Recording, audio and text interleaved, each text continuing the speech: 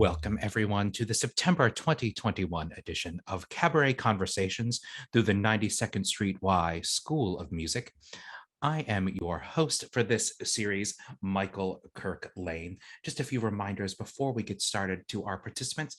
Please keep your cameras off and your microphones muted as we go throughout this evening. We will have a section towards the end of the evening where we have audience participation and you can turn your cameras on and have a chance to ask this month's guest your own questions. You can also send questions you may have to me via the chat throughout the evening. I am so thrilled to welcome this month a performer I greatly admire, a performer who I think is a masterclass every time he is on stage. He has been seen on Broadway in The Frogs, the revival of Kiss Me Kate, and the musical Sweet Smell of Success.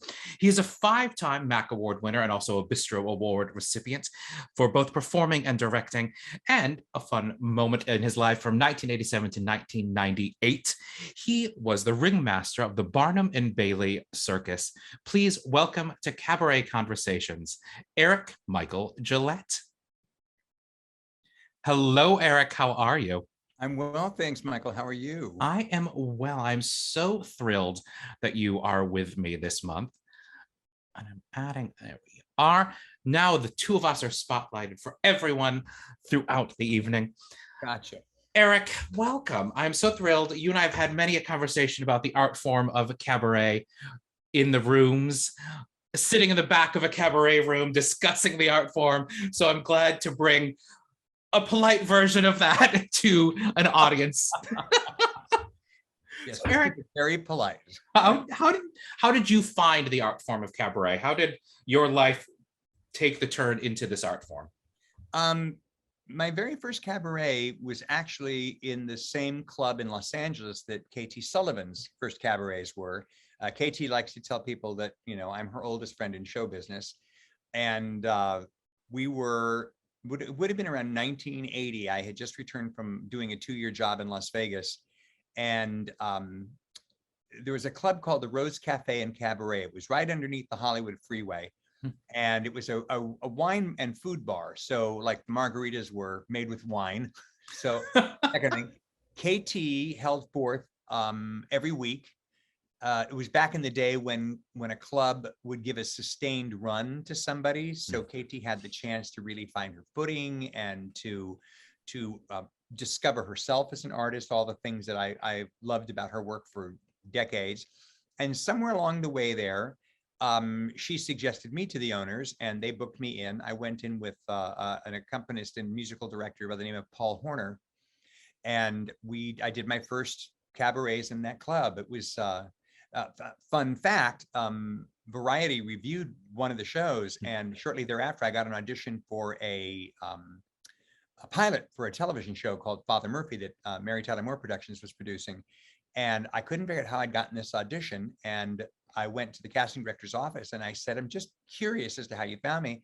And she says, oh, well, you sent me this postcard. And sure enough, on her corkboard, there was my postcard.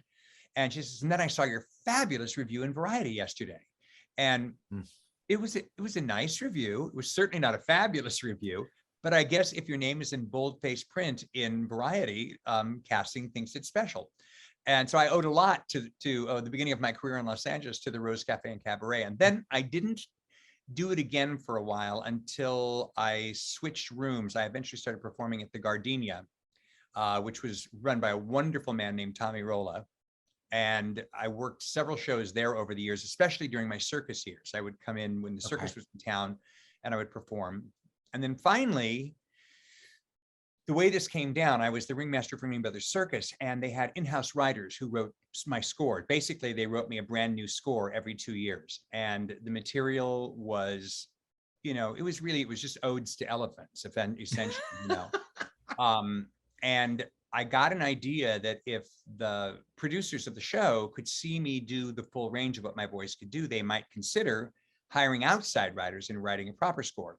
So I went to our star clown and his sister and I said, listen, if I could get a song written for the act, would Vivian mind if I sang to her during the act? And she said, absolutely not. So I commissioned a song through two friends of mine, Jerry Sternbach and Lindy Robbins. And I played the song for her. She loved it. And being a gorgeous Italian woman, she went into the producer and she said, Eric has this beautiful song and I want it in my act next year. And so I did my cabaret debut in New York, was actually at Danny's Skylight Room, directly across from Don't Tell Mama.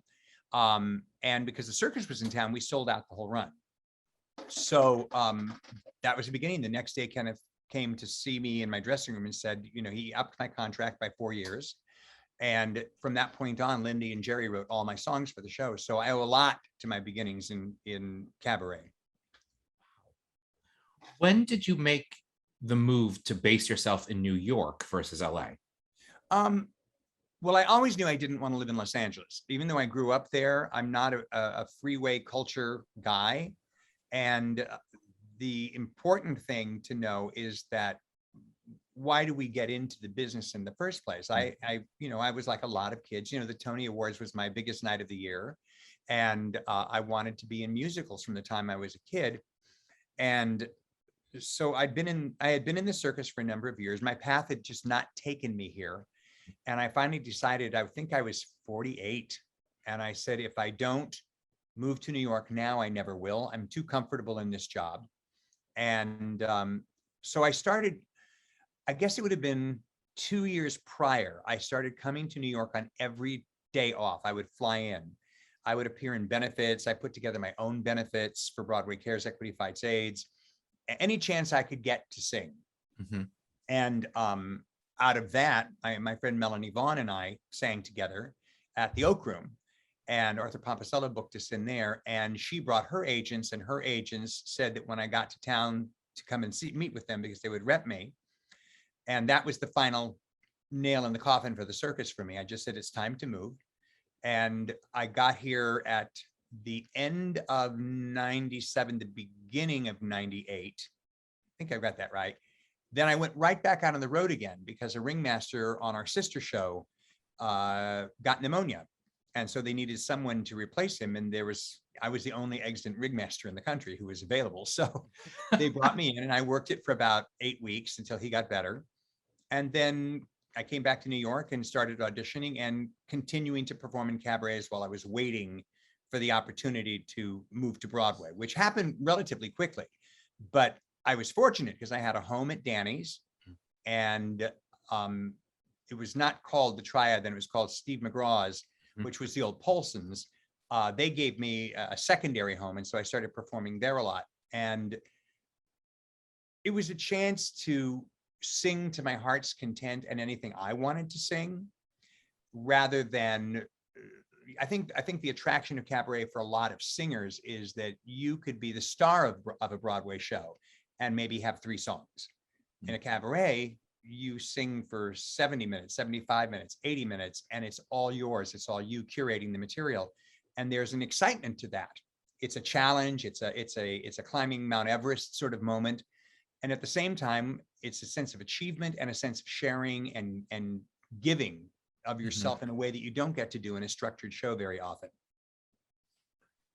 What is the difference in your prep going for having, you've done Broadway many times, you've done TV, in a scripted setting versus when you are prepping cabaret material? Well, I think a very wise friend once said to me that there is no formula for cabaret. And that's both the bane of it and the joy of it. I've had guest teachers when I've taught classes at HB Studio in acting the song and in developing an act, come in and say, well, your third show is my reveals, and this is my I Want song, this is my, and I when they leave, I would say, okay, that's their formula. It's not necessarily yours. When I first started, I came up with a set of values that I use whether I'm performing for myself or I'm directing. I don't do a show every year just to do a show.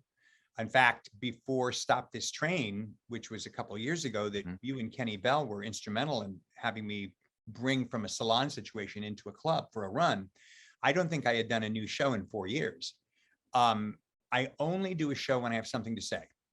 And I have something I'm just itching to get off my chest. And it often takes the form of a series of songs that are stuck in my head. And the way I like to work is I'll make a list of a dozen songs that I think sort of fit around these ideas I'm having. And then I just ask myself, of these songs, which are the two that I can't live without? Which are the two that if I don't have them in the show, I don't want to do the show? And those become, they're sort of like tiles on a puzzle. I just put them down and they tell me a lot about what the show is going to be.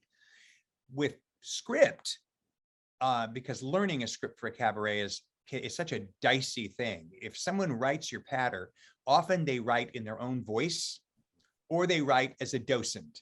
And so you are giving facts and figures that anybody could look up on Wikipedia. That's not interesting. Or you sound like the person who wrote the script, but not like yourself. So my method normally is to find what the songs are and then to bullet point stories that seem relevant to the songs around which I want to speak. And as I bullet point things, I try to loosely structure the script in a way that I don't have to stick word for word unless it's the punchline to a joke. Right. And sometimes, you know, as a general rule, if you're interested in the subject, in other words, you had something to say in the first place, you're going to be very interesting because you're going to reveal stuff about yourself, why you wanted to do this. Mm-hmm. And you're also going to reveal something about the writing itself, the people who wrote this material, why they're a part of your existence in this world. And it doesn't matter whether you're doing a songbook like a Harold Arlen show or a Rodgers and Hart show, or if you're doing a biographical show. It's just about you, an autobiographical show. It's just about you. Why does anybody want to pay attention plus a 2-drink minimum? So your job is to reveal yourself. Your job is to be able to roll with the punches so that you're not necessarily dependent upon this thing landing the way it landed the last time you did it. And also the show is organic, so it's growing every time you do it. Each time you do a show, it morphs and changes. A good example for me would be Stop This Train, which I built intentionally as a salon show. I did it for guests in a small theater over at 244 West 54th.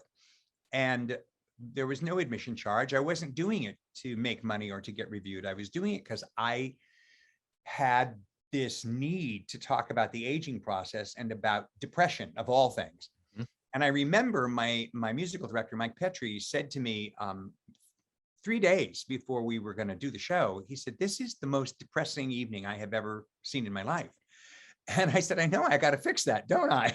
And by the 3 days went by, and because I was so specific about the songs, I could find the absurd in why I'd chosen them and the stories behind them. And it turned out to be one of the funniest things that I've ever written, largely because I wasn't bound by trying to tell you biographical information. I was just bound by anecdotal information. And every show is different in that regard. You know, you want to find funny stuff about the subject. You do want to be serious occasionally, but you also want to tell the audience why you're asking them to sit there in the dark with you. Like, why am I asking you to commit to me for longer than you would if you were dating me? You know, if we go out to dinner, we could have dinner and be done in 45 minutes if we're not having a good time. But in a club act, you could be stuck there from, you know, half hour before the show straight through until, you know, 7 o'clock to like 8:40. I've seen it happen. It's a totally different world because it's about being completely true to yourself. Whereas in a play or in a television show, you have parameters that the authors have given you. And so you have to bring you to the character, but you also have to acknowledge all of the details that the authors have given you. Here, you are the author. So you're really bringing all of you at your most vulnerable, which doesn't necessarily mean sad or dramatic, just you're most vulnerable, you're most prepared to expose yourself.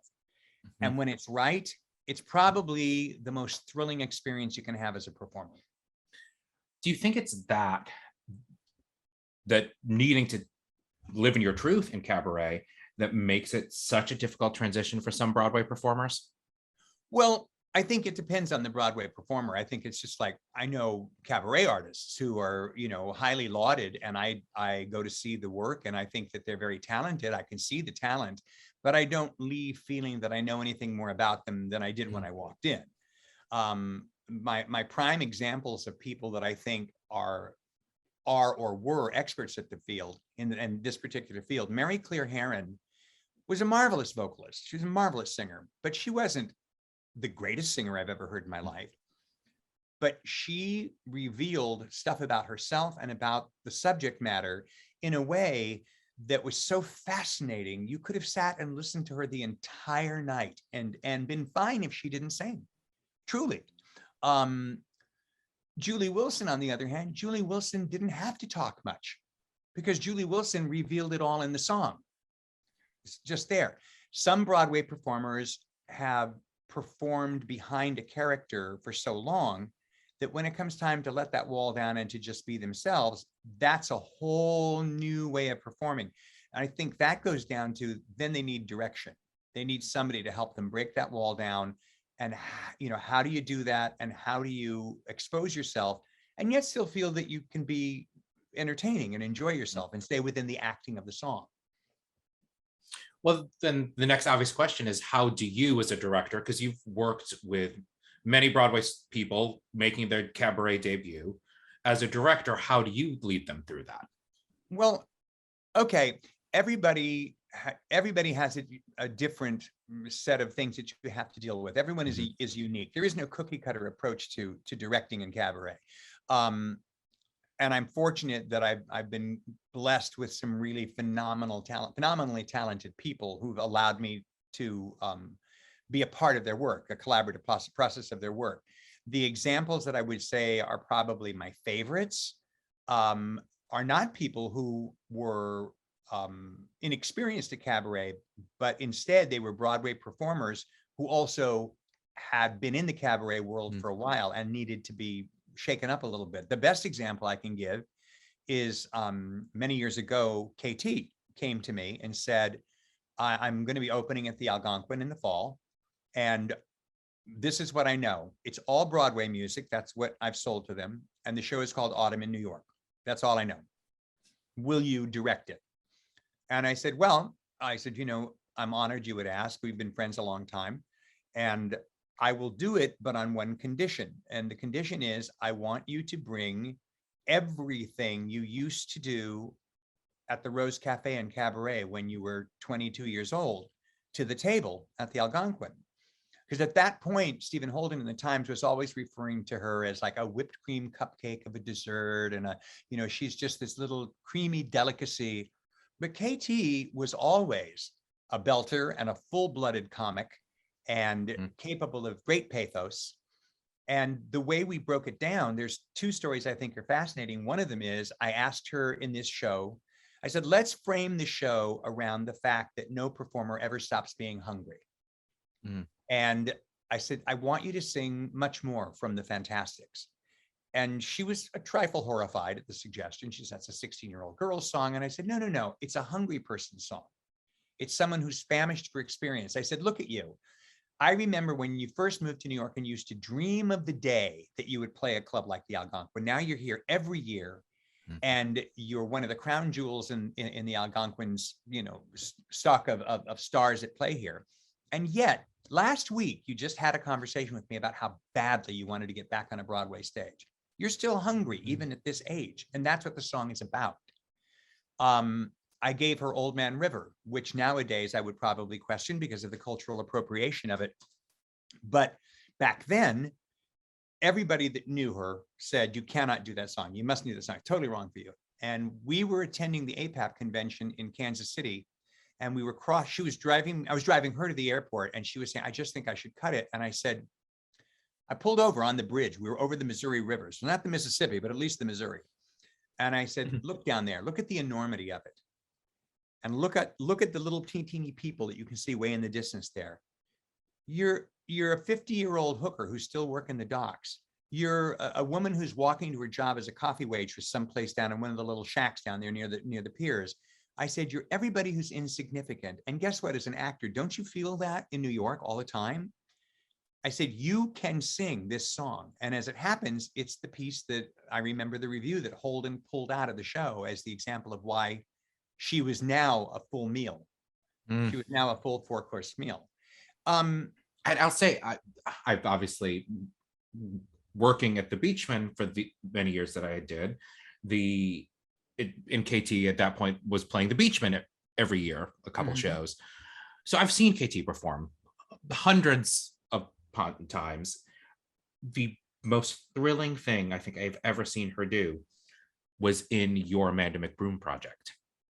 Yeah. The night she did the Rose. Yeah.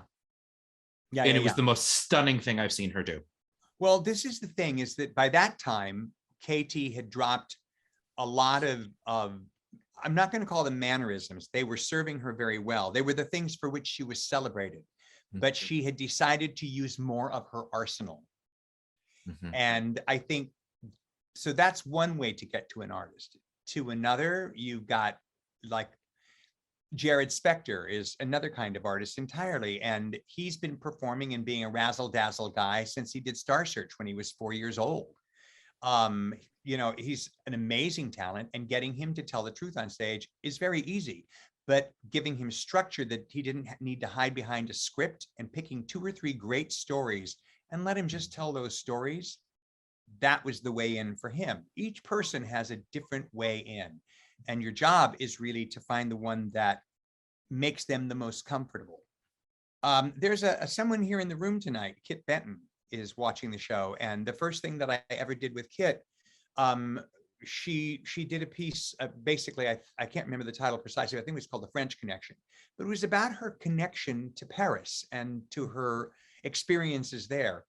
And for a first show, I was absolutely blown away by the truth and the honesty she brought to the storytelling, that she actually let herself experience being an artist on a stage and not be frightened by it, to tell her own truth for this period of time. It was a wonderful experience, and proof that you don't have to be a big star or a Broadway name or even a cabaret name to put together a thoroughly satisfying evening in a cabaret.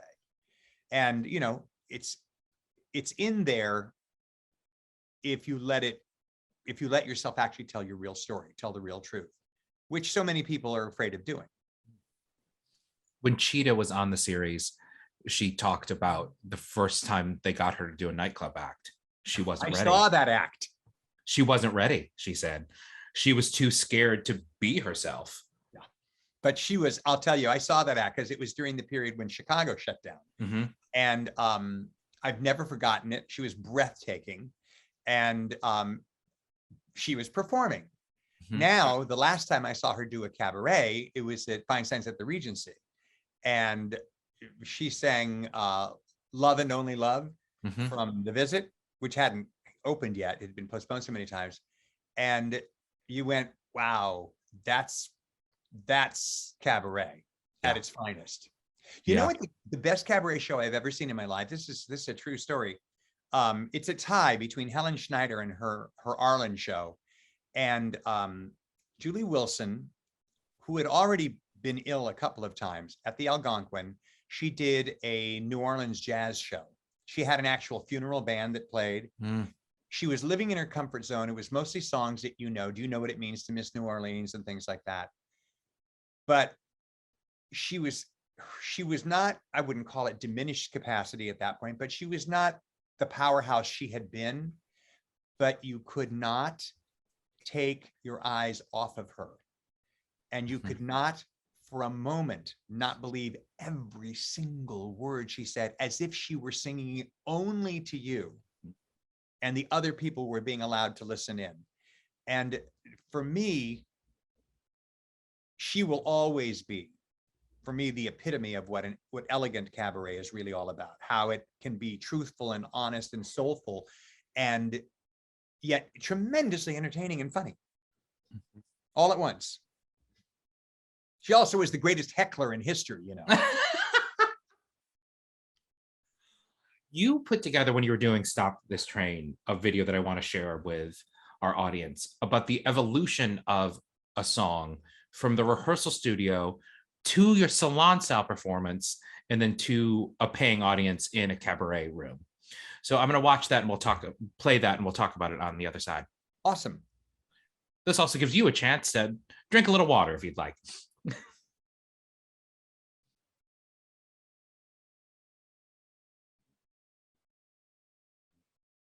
Quick show of hands. How many of you in this room have been in an absolutely unblemished, perfect relationship your entire adult lives with no arguments and no problems?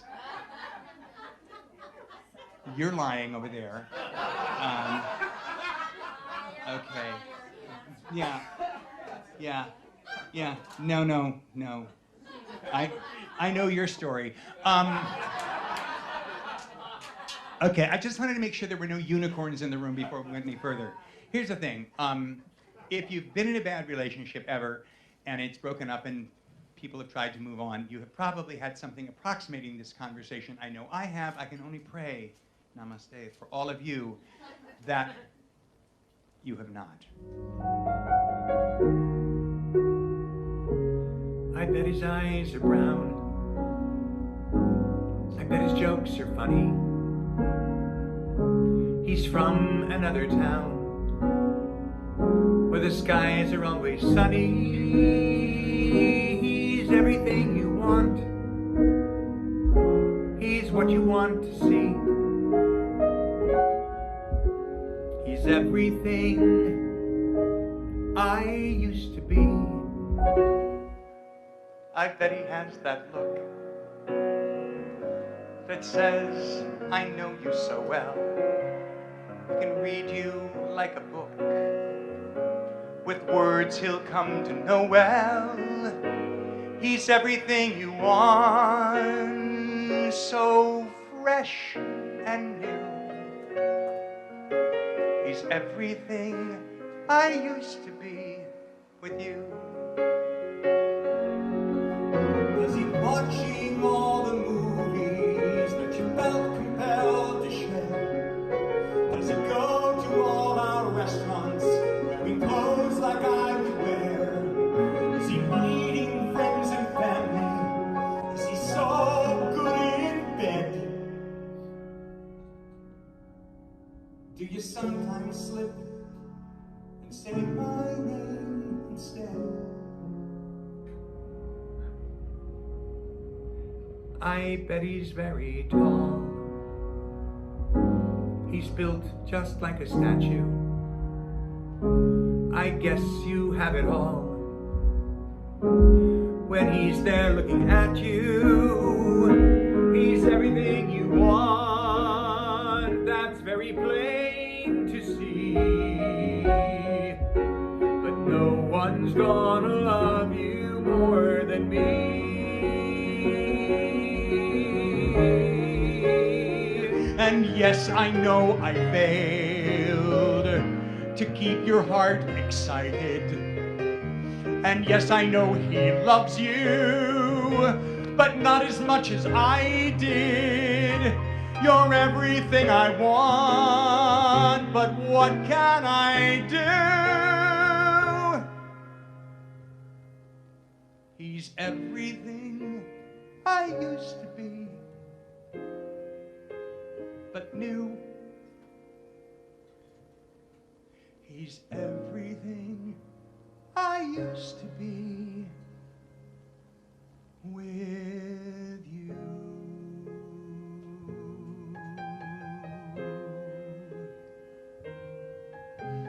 With you.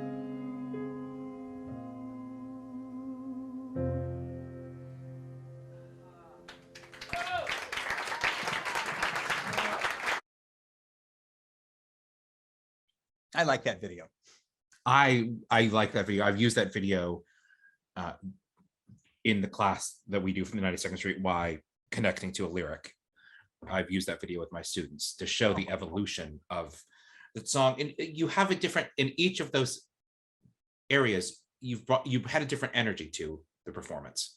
Well, it's okay. The history of the song is when I was running the projects, the Amanda McBroom project, the Mike Petrie project, the Dan Furman project, my studio out of EMG Collective, which is supported by the Singers Forum, we created projects that would showcase the students in the program, in the scholarship program.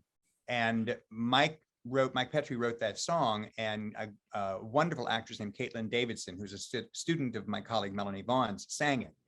And I fell in love with the song. And when I was putting Stop This Train together, I spoke to Mike and I said, look, I really love that song. It's obviously a woman's lyric. It can't be sung. I said, but I think there's a way to tweak it so a man could sing it. And it could be a man singing about a woman. It could be a man singing about a man. You could totally not gender neutralize it, but make it available to anyone of any identity or sexual identity or proclivity. And Mike agreed to the challenge and went in and worked on it. And he allowed me to tweak one small lyric that I think ended up lifting it to another level of what the passion is in it. And his changes were brilliant. So when I decided to include it in the show, that first track, the first part you see of me in the studio is literally, I'm reading the lyrics. My first time going through it. I know the melody already because I'm very familiar with Caitlin's version of the song, but we set a key and I'm just allowing, I think at that point in the process, you have to just allow the song to happen to you. And you have to figure out what the relationship is with the person to whom you're singing. You have to do all of the inner object work, personalizing all of the nouns in the song so that it's your history from which you're singing. And that's an exploration process. So if you look closely, you see me looking down and taking in the lyric, but I don't drop the character. I don't drop what I'm doing. The salon performance was the first time it was going to be in front of an audience. And it was also the first time the whole show is being seen in front of an audience.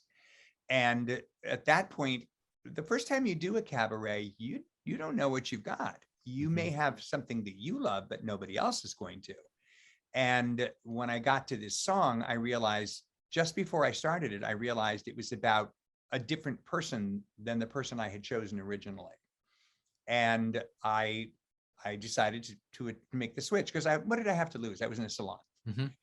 And so what you see in the salon performance when I'm all in black, you see me discovering a new person to tell this or to ask these questions of than I had been rehearsing. By the time the show went to the Beachman, which was about 6 months later, that had all codified. I don't mean codified in meaning it's frozen in amber, but all of those decisions were settled. And so each night I'm fighting for something, for an objective. And interestingly, some nights I got it and some nights I didn't. The performance that's videoed there is obviously a night where, as much as I work to try to fix this with the person, it's not going to get fixed. And it's actually, that's my truth. So you see the reason I titled that video Evolution of a Song is it's not just that the song was evolving through Mike's writing, but the performance was evolving as it became a part of my bones. And I think it's it's a very clear-cut example of how to get into a lyric, stay truthful and honest, and not over-emote it. Just let the song happen and be present to whatever is going to happen. And it's a genius song. If anyone out there sings in cabarets, reach out to Mike Petrie. He's a brilliant writer. Yeah, he is. How do you think the art form has really changed in your years and decades in the cabaret world in LA and then coming to New York and with Danny's? Well, okay, this is a story. I told you this earlier, but Andrea Marcovici and I knew each other from Los Angeles. And when I was the ringmaster, she came out, to the show. She rode a buffalo. And and she said, when you're in New York next, I'm going to be at the Oak Room in the fall, and I'd love to have you come and see the show. So it happened I could get in for a few days from the circus, and I called her at the hotel and I said, I'd love to come. I'm here for 5 days. And she said, well, when would you like to come? And I said, well, what night are you going to be light? I'd rather be there to be support when you maybe got a light night. And of course, I was very naive about this at the time. She said, but darling, I'm sold out for the entire 16 weeks. So I said, oh, sorry. You'll be at my table. And back in those days, there were rooms that could sustain runs and could develop artists. John Britton, who ran Danny's Skylight Room, gave Karen Saunders, a brilliant singer, Monday nights, I think it was, for a solid year. So she might have nights where there'd be 5 people there and nights where there'd be 25 people there, nights when she'd be sold out. But you knew where to find Karen Saunders on Monday night. And you knew what was at Danny's Skylight Room on Monday night. KT a life-changing performance because they developed her at Danny's also before Donald Smith took her to the Oak Room. KT once did a performance in the pouring rain, and she was standing there. There were no reservations. And John Britton, she said, "Do you think they'll ever come?" She said to him. And John said, "Darling, they will come. Don't worry." And like 4 people came in from out of the rain to see the show, but those 4 people were Sheldon Harnick, Rex Reed, Mike Nichols, and Mike Nichols' wife, whose name is escaping me at the moment. And out of that, she got offered a big show at Goodspeed. And the point simply is that they used to develop people. There also used to be long runs. The Oak Room, Karen's runs were minimum 4 weeks, usually 6. KT usually did anywhere from 4 to 6. Even Feinstein's at the Regency was doing 2 and 3 week runs, not all of them. The Carlisle used to do runs. Now, the big rooms mostly have shuttered. And the rooms that are still here, they are borrowing from the smaller clubs playbook, and they are cover charge rooms, meaning you're not getting a guarantee, you're getting a portion of whatever is paid, and the rooms need to be full. So there's a pressure to get at least 30, 35 people into the room each time you do a show. Those days changed, I think, what we expect out of a cabaret. Management wants the room to make money every night, but the way you develop artists is give them a showcase and a place to play. And also, I think we've lost so many of the greats. Like my first mentor here in New York was Margaret Whiting. And Margaret discovered me that first season, and she believed in me. I'm telling you, 150%. She was so gracious and good to me. She and Jack both. Julie was another who welcomed me in with open arms. Sylvia Sims was playing then. Rosemary Clooney was playing then. Again, Mary Claire Herron, Helen Schneider, people that, and you didn't have to see them like on a Tuesday. You could see them anytime during a 3 or 4 week run. Now it's like, it's kind of a grab bag of, I love 54 Below. I love what they do, but the Diamond Platinum Series, whatever it is, it's $400 and $500 for the experience to see someone like a Kelly O'Hara perform. The shows have like a maximum of a 4 to 5 day run, and the smaller clubs, if you can't guarantee 35, 40 people, you get canceled. So that's a huge sea change in why we go to cabarets. Like I go to cabarets to see artists who I'm going to learn something from, and they're not performing much. So it's harder. And I'll go to see almost anybody once. But if I've gone to see you once and I don't see more than like one set of tricks, I'll think about going back. I just discovered it. I don't know how I could be so late to the table, but I went to Susie Mosher's The Lineup the other night, and I'll be back tomorrow night because it's the best curated variety show in town. And she's a brilliant hostess, but I saw people I hadn't seen in years who I would now go and see them do a full show. And I saw a couple of people I'd never heard of who I would check out. And that's what I mean by the fact that the show is brilliantly curated. Everybody was on fire. Those showcases, you're not going to get that in an open mic. It's not the same thing. Open mics are people pitching their shows to come in and come see me. And there's only so many people that you can go. Let's take an example. If you got a club that's doing 16 cabaret shows in a week, how many can you support? It's not an inexpensive evening out. Even if the cover charge is $15, by the time you pay the drink minimum, or you have some food and you tip the waiters, if you're any kind of generous person, you're blowing through $80, $90. And a tremendous number of people would rather go to TKTS and blow that money on the theater.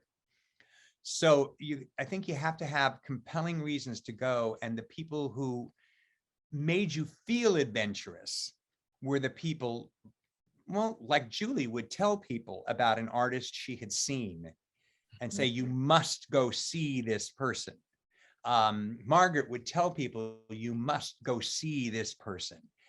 That kind of support is not as prevalent as it was, say, even 15, 20 years ago, which is a shame. It's really a shame, because it's like the theater. If we don't develop new stars, and new people who compel us to go back to the clubs, then we're just cannibalizing ourselves at a certain point. Mhm. We're just eating through, if a club is basically in need of your mailing list to get an audience to come, then you do your show. Once we've used your mailing list, those people are not necessarily coming back to the club to see someone else. Right. And so that's where I think what they used to do, the Oak Room did it with KT. They took a chance on KT. The first show I ever directed at the Oak Room, they took a chance on Larry White, who was granted a Grammy Award winner, but they gave her a week's run on Michael Feinstein's Say So. And because Michael Feinstein said so, people went to see her show, and that I think that's key. KT tries to do it in terms of developing new people and giving a showcase to new people. But again, as long as there are 3 or 4 or 5 clubs and they're doing 2 shows a night, different artists every time, and nobody's a regular, you lose track of how many you can go to, and you start or you burn out on it. Right. Are there audiences, are there artists that you've discovered in the last few years that you think are people who could push the art form forward or are true to those older days of the art form?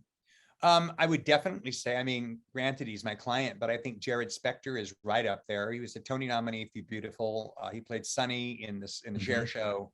He was Frankie Valli for 5 years in Jersey Boys. But when he's on stage, he has no artifice. He's as open as the day is long. He does most of his shows with his wife, Kelly Barrett, now, who's also an extremely fine artist. And them together, they have a wonderful kind of wacky charm together that I like a lot. It's very much who they are as people. But Jared, as a solo artist, he's the kind of person who compels you to see what he has to say because he digs down into himself. She doesn't perform in New York anymore, but when she was performing here, Shira Ben David was certainly someone on that level. Just a breathtakingly honest artist. And there's a young lady who she played Mabel in Mac and Mabel at City Center. She was also in Death Takes a Holiday. And if she chose to do cabaret, she could knock the art form on its ass. Her name is Alexandra Sosha.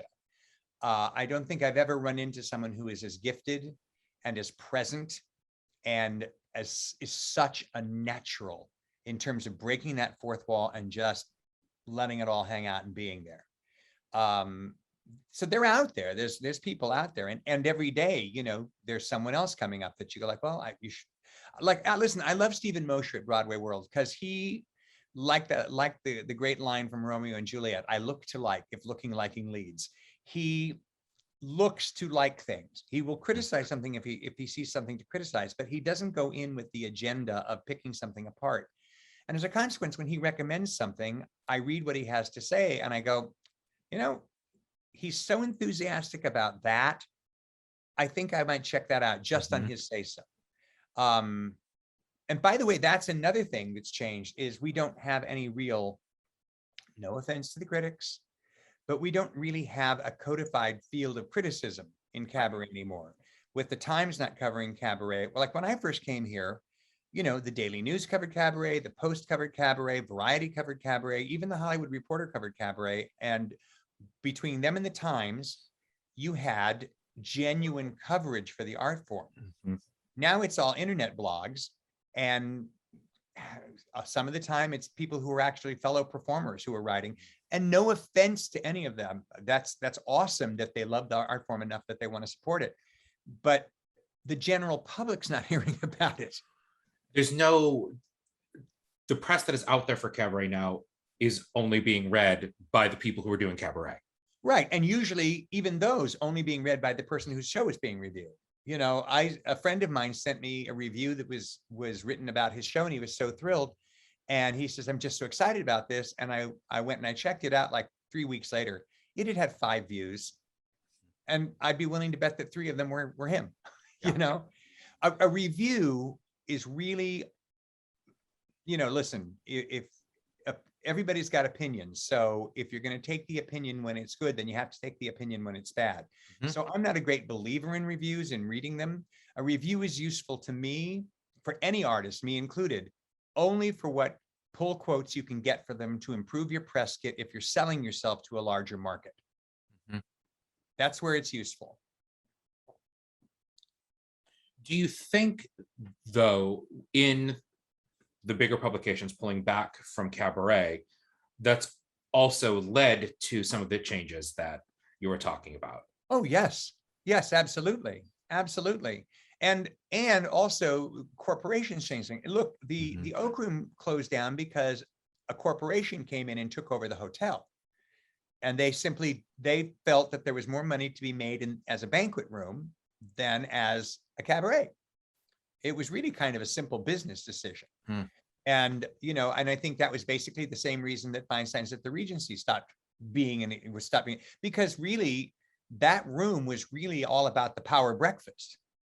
The money that the hotel generated was generated out of that room in the mornings. Mm-hmm. And then they would turn it into a cabaret at 4:00 in the afternoon every day.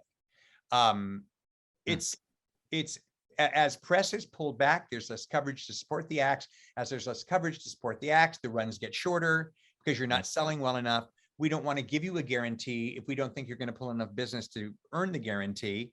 And before you know it, everybody's a cover charge room. Yeah. Do you think there's a way back from that? I do. I think it's a combination of how we promote, a combination of how we use what we've learned during the pandemic.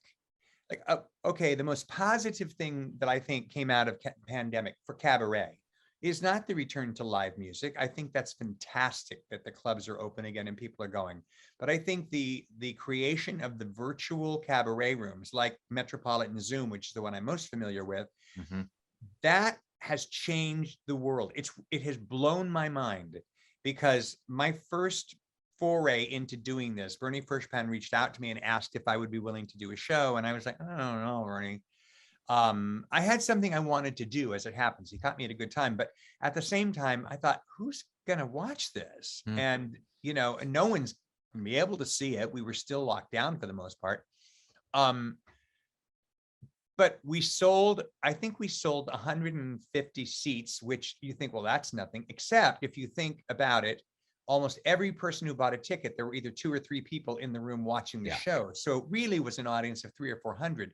But we had over 700 people from around the world watching it in real time.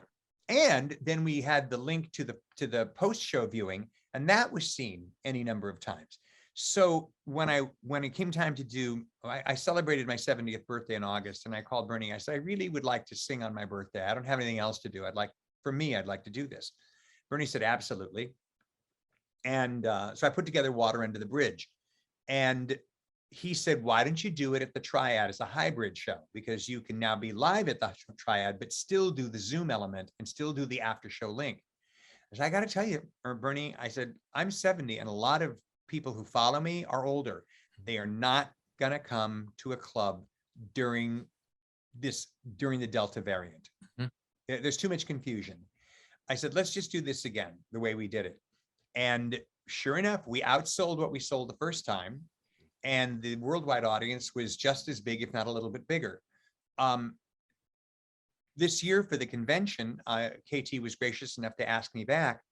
And I'm not doing the live night, I'm doing one of the virtual nights, but I'm going to be singing from Metropolitan Zoom, which I think is incredibly appropriate, because it's an acknowledgement that live music is going to continue to exist in this virtual world. It's going to be a part of what we do. And it's a whole new technique, learning to work the camera, learning how big your gestures can be, learning how to play things.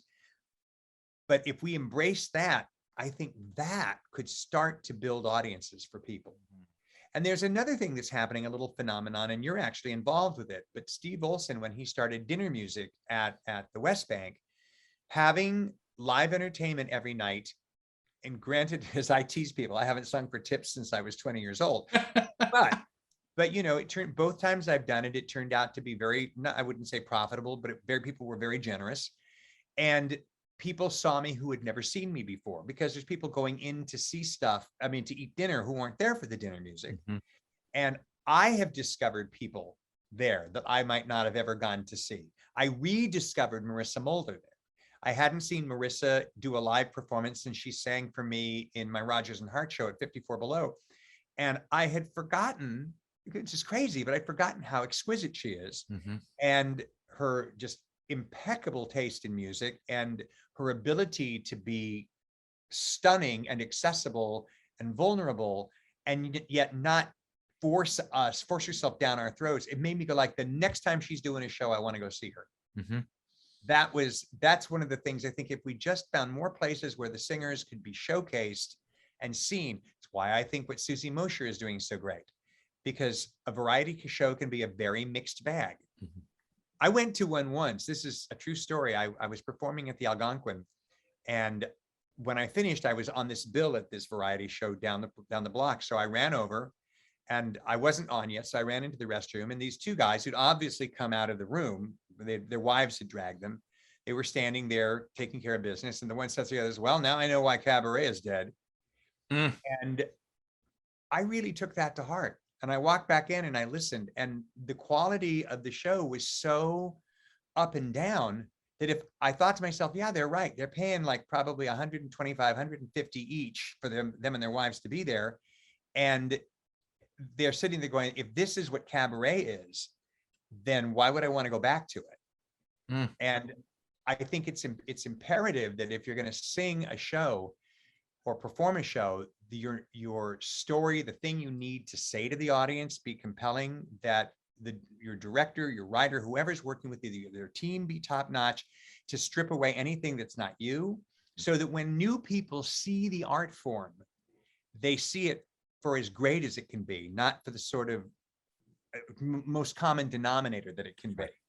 And I don't think anybody reaches to do that, by the way. I'm not implying that. I'm just saying that when I saw Susie Mosher's show, I went like, that I would send people to in a heartbeat, because I know every week it's going to be good. I don't care who's on the bill. I know it'll be good. It's one of the, I think it's one of the best shows in the city, pre-pandemic, Yes, and now that it's back open. Yeah, absolutely. Anytime I've got a Tuesday night free, I try to go to her show. Well, I will, because I'm going to discover artists I've never seen before. Right. And that's vital to what we're doing. But I do think we can get it back. I think it's just really, it's about supporting artists in a real way by giving them a platform from which they can actually find an audience, and in which an audience can find them. Because that's key. And then those of us who've been at this since the day one, it's our job to tell other people about artists that we discover, or like in my case, Susie Mosher's show. I'm telling everybody that I know, you got to go see this. Yeah. You know, if you're not nervous about being in a club, then you got to go support this, because it deserves to be full every time she does it. I agree. We've been talking so much, we've not gotten to many clips. So I'm going to play another clip of you for the people in the room who maybe don't know you as a performer as much. So I'm going to play one of my absolute favorite things I've ever seen from you. It's a clip that I use in my cabaret history class. Oh dear. Okay. And this is from the Craig Carnelia show you did for quite a while. That video. This is Cast of Thousands.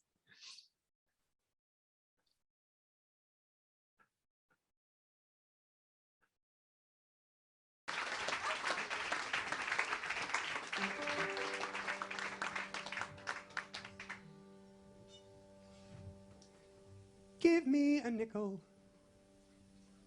and I'll sing for you. Give me a dime and I'll pass right on through.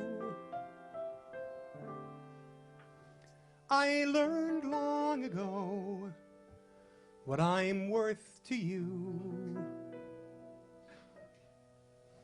So here's what I cost: a dime to get lost, a nickel, and I'll sing for you. Yes, here's what I cost: a dime to get lost.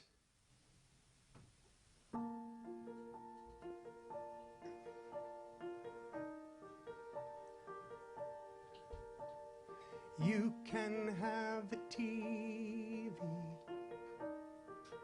I'll take the radio.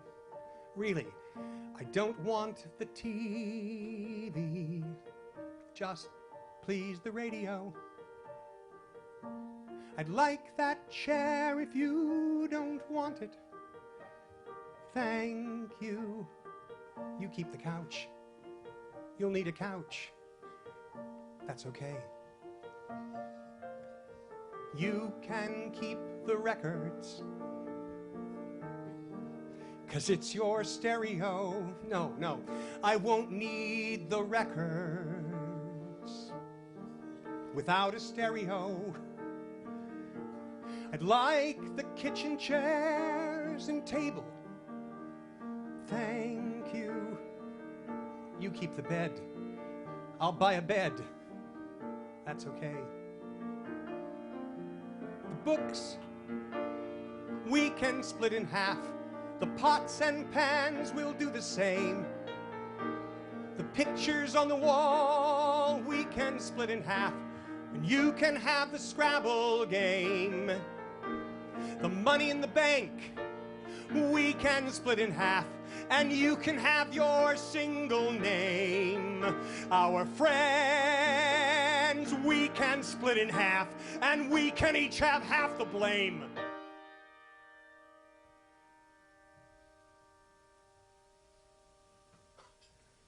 Okay, it's settled then. You can have the TV. I'll take the radio. Really, I don't want the TV. Just please the radio. I'd like that chair if you don't want it. Thank you. You keep the couch. You'll need a couch. That's okay. You keep the bed. I'll buy a bed. That's okay.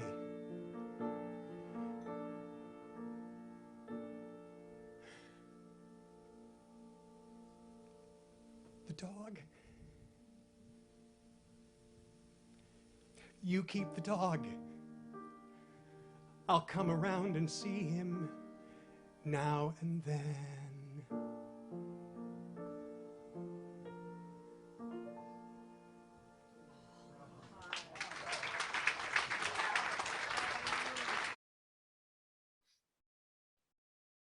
Well, that takes me back. I use that in cabaret history class and in the performance class as well. Your connection to the lyric and your honesty throughout that entire piece is so spot on. Well, I think, again, you choose the writers to whom you gravitate. Look, I gravitate to Stephen Sondheim. I gravitated to Craig Carnelia from my earliest days in Cabaret. Mm-hmm. And I was fortunate that Craig liked my work, gave me the opportunity to showcase a lot of his stuff prior to Cast of Thousands. And what you just watch is actually, I think, like 16 years, 17 years after the first time that I had done Cast of Thousands as a show.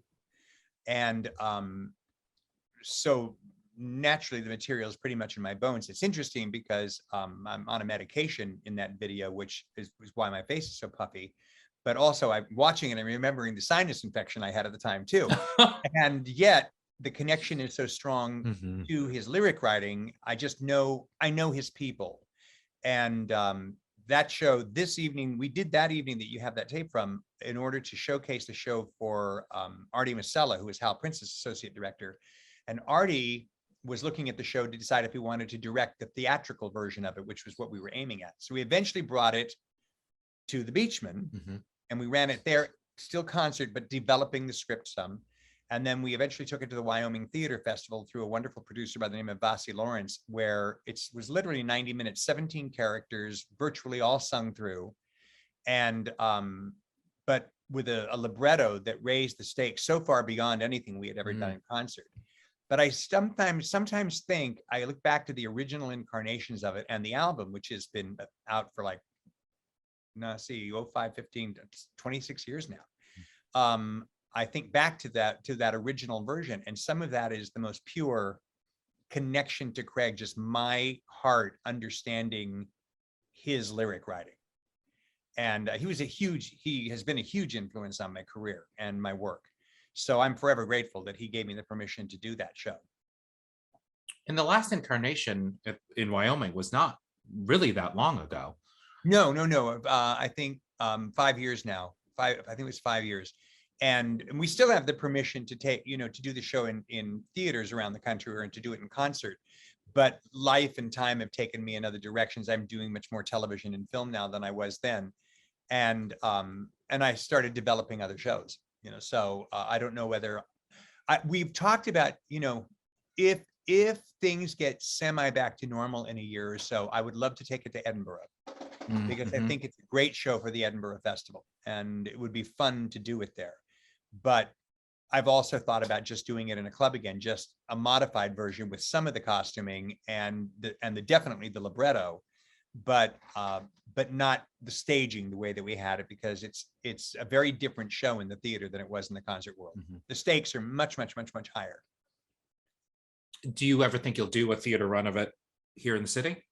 I doubt it, because Craig has a review of his stuff that he's licensing, and I don't think he wants to. He considers this to be a review, and so he doesn't want it competing. So that's why we're allowed to do it in the city in any concert venue, but not in a theater at this point in time.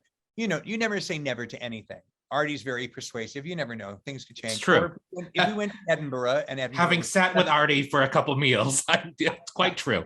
So you never know. But also, I'm no, no offense, I'm 70 now, and I can sing anything, but that's a big sing. And I would have to go into serious training to be able to really nail the show the way I've always been able to nail it again. And that doesn't mean I think I couldn't sing it tomorrow if I had to. That's how in my bones it is. But I have a very high standard for myself with that material because I love that show so much.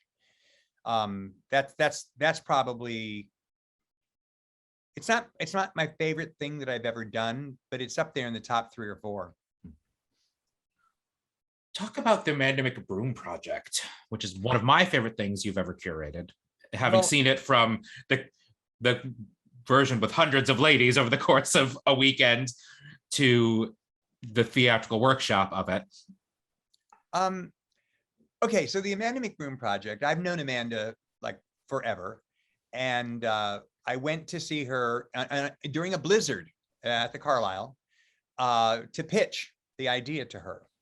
And I said, my idea is a concert evening, a series of concert evenings, just singing every song that you've ever written that you think is worthy of being seen, and with a rotating cast of women, some stars, some students, some known, some unknown.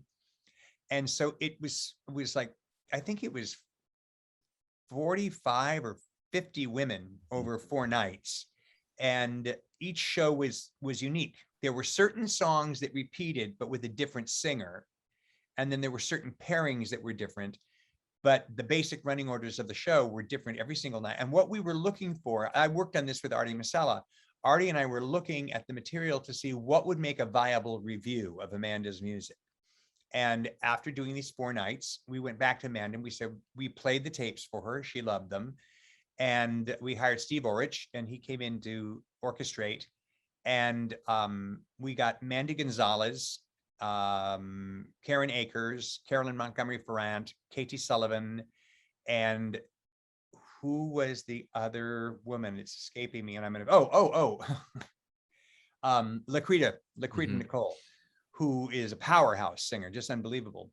And I must say the workshop was probably one of the most thrilling things that I've ever seen. They blew the roof off of the place. They did. And the problem really was with that show was that Amanda does not own the rights to all of her songs because there are co-writers, which means the licensing took us 1.5 years to get it organized. By the time we got through the licensing, our option on her material had already lapsed. So we had to renegotiate that again. So this was an ongoing thing for a couple of years. And then there was one song, we didn't want to let go of it, but the couple who owned the lyric to this particular, the melody to this particular song had sold their catalog to another publisher. And also we had to have the Rose in the show because it was the encore.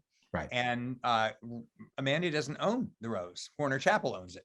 So the ride situation became very, very, very unwieldy. And at a certain point, we just kind of shelved it. And just about the time we were coming back to it, the pandemic hit. So who's to say what will happen with that? It's still a very viable project. Yeah. And it's a great show for 5 women. And in this time period where we are now, where theaters want small cast shows, really any theater in the country could do this piece, because every theater in the country has 5 varied women who they want to have in starring parts. And it could be, we looked, originally we were looking at Birdland, at downstairs at Birdland. The discussion was to open the room on an off-Broadway contract down there. But I think the deal was, for Artie and for Vasily, the deal was that there weren't enough seats to make an off-Broadway contract viable there. You know, again, that's off-Broadway is a big money loser. So you have to be very, very careful about where you place something. It would be better off if we could have found a way to do it on Broadway, like even at the Helen Hayes, Right, where there's enough seats to justify it. But it remains a viable project. It's still out there. It's now called Some Say Love. Some Say Love. Well, I hope that it has a new incarnation and that a wider audience can see it, because having seen the various versions of it, I want to be back in an audience to see it again.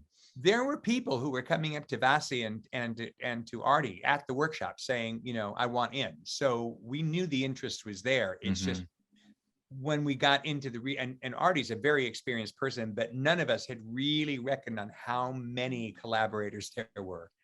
If we could have just stuck with Michelle Browerman and Amanda, we would have been home free. But once you got into some of these situations, and you know, and every agent wants to protect their client, every publisher wants to protect their interest, and that's time consuming. Really time consuming. We are, sadly, because I know you and I could talk for another 3 hours about this art form, as we have many times, but we are about at the end of my questions for you before I turn it over to our audience members. And I will ask my final question, and then we will watch one final song from you, and then we'll bring the audience in for anyone who has questions for you. Every one of these, as you know, because you've been in the audience for a couple of these, ends with the same question. So you have an advantage because you knew it was coming. In a couple of sentences, Eric, what is Cabaret? Cabaret is a conversation between an artist and an audience on a subject of the artist's choosing. Cabaret is an umbrella under which many, many things can fit, but it is essentially a place where an audience can come and sit in the dark and commune with someone who has a story to tell. That story can be told through any number of mediums. I'm a great believer that Coco Peru, one of the great cabaret artists, and that's a drag show, but I never thought of Coco as being a drag artist. I thought of Coco Peru as a human being and a real person with some of the most hilarious and heartbreaking stories I've ever heard. Cabaret is any time people sit in the dark to hear a story told with no artifice. And I think if we buy into that as a concept, then it also purifies our motives when we create. I once taught a class called Creating Your Cabaret. I don't believe in teaching classes where the goal is to do a show at the end. It's not my thing. But this particular class was, everybody in the class had to create a concept for a show, a pitch for a show, and a 3-song arc. And then the performance that we did was everybody doing their 3-song arc. So it was like getting an 8-minute preview of 9 or 10 new cabaret shows.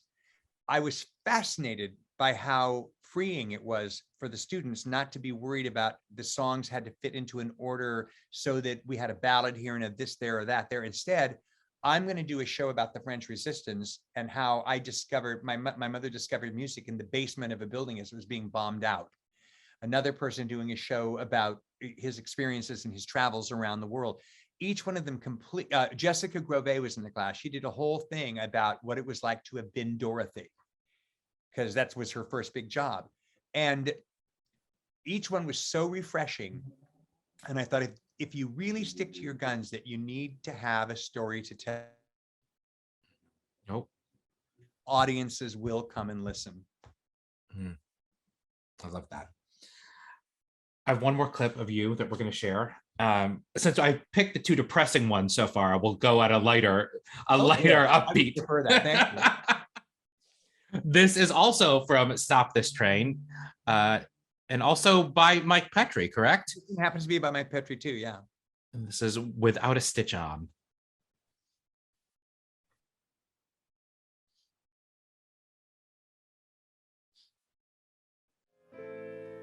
I'm everybody's favorite coat rack by the doorway. They hang their things on me without a second glance. It's time to find a way to make those jerks all look at me. It's time to take a fighting stance.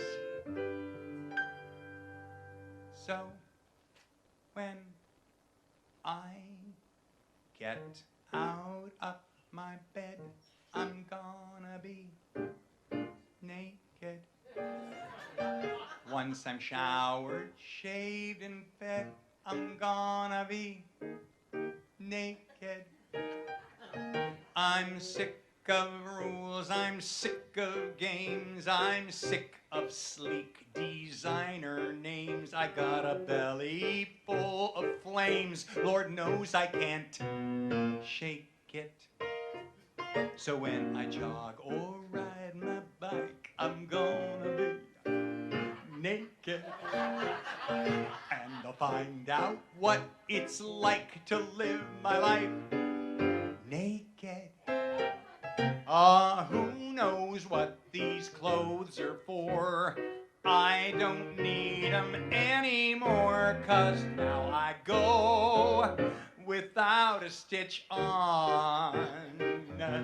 And when I tell my boss I quit, I'm gonna be naked. Then I'll jump or do a split or something that's naked. I don't care if anybody sees or points at this or that or these. So what if I freeze? Lord knows I can take it. When I go to pay my bills, I'm gonna be naked. Just the thought of it gives me chills, the way I'll be in the nude. And I don't care what you say or do if you're not wearing nothing too, 'cause now I go without a stitch on. It's not dirty, it's not sleazy, it's not about being risque or being easy. It's grabbing a hole with both hands. It's staying open wide when there's nothing left to lose. There's nothing left to hide. So when I ride the morning train, I'm gonna be naked. Sure, the neighbors might complain, I'm gonna stay naked.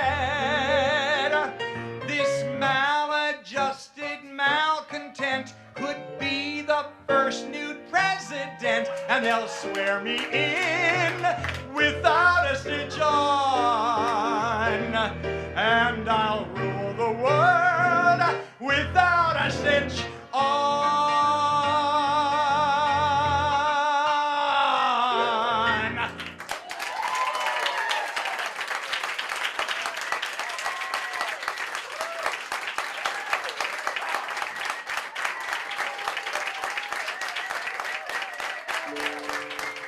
On my last day on this earth, I'm gonna be naked. And they'll measure my life's worth in days I went naked. And when I reach St. Peter's pearly gates, where the holy afterlife awaits. I'll meet a choir of angels without a stitch on, and we'll sing up there eternally, and one day you'll be there with me, and we'll all be without a stitch on.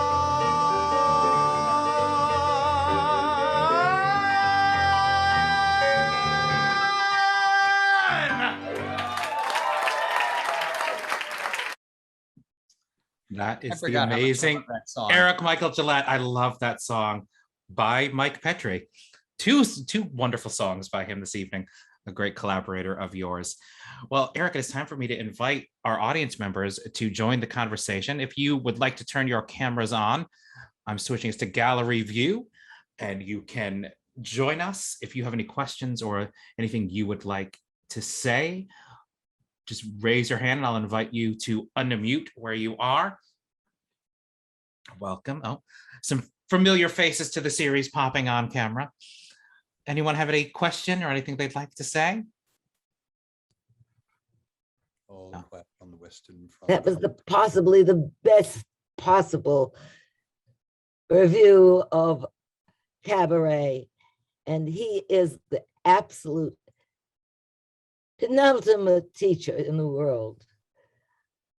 He taught me when I was 77 years old, and those were the most marvelous years of my life.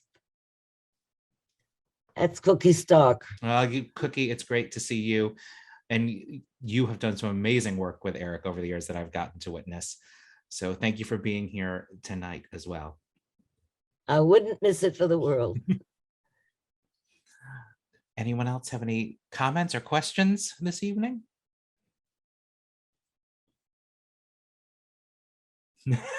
Good. Well, Anne, it's good to see you. Leslie, go ahead. You can unmute. Oh, I just wanted to say thanks for, I just love the history. I come to all of these, so I gleaned something for everything. It was there. I will say I was a little kind of melancholy for not being around during the times that you mentioned. I'm super grateful for Susie Mosier too. But every time I hear, when people tell their stories, I just feel like, gosh, I wish I could have been part of that community. Do you know what I mean? Where it's just, you just feel like you're gleaning so much. So thanks for sharing that. And also Coco is a dear friend and why I got into Cabaret in the first place. So I thank you for. Well, that's a good reason. Singing her praises. I've seen every single show, and like one of the most brilliant monologues, and the way that she winds things in. And I think that's what I love best about Cabaret is the storytelling. And I'm so glad you shared the pieces that you did, Michael, because I haven't been blessed to see Eric. So your storytelling is just incredible. So thank you for your work, and thank you for sharing the history. Thank you so much. I'm so glad you enjoyed it. Well, I think then that might be where we end things this evening. I have a couple announcements from the Y before we end. The next session of Cabaret Performance Connecting to Your Lyric class begins next Tuesday via Zoom. We have not moved back to in-person for that yet. And then the next session of Cabaret History class begins the Thursday following that. So both of those are available on the 92nd Street Y School of Music's website. We will make the announcement hopefully later this week who the next 3 guests for Cabaret Conversations will be. We are currently waiting on one performer's Broadway show to clear them for the evening so that we can announce our next 3. I am able to say that my December guest will be the legendary Ricky Ritzel. So that will be a wonderful conversation, some rich Cabaret history there. And then October, November will hopefully be announced later this week. Once a certain Broadway show clears a performer for us. I must thank from the bottom of my heart the amazing Eric Michael Gillett, a wonderful teacher and performer and director, for coming on and sharing your history in the art form today. So thank you for being here. Thank you so much for having me. It was a pleasure. And if you know anyone who would like to see this, the recording of this conversation will be available along with all of the previous conversations on the 92nd Street Y's website later this week. So thank you all for joining us. And Eric, thank you again. Have a wonderful evening, everyone. Night all. Yeah. Thank you. Thank you, for thank awesome. you.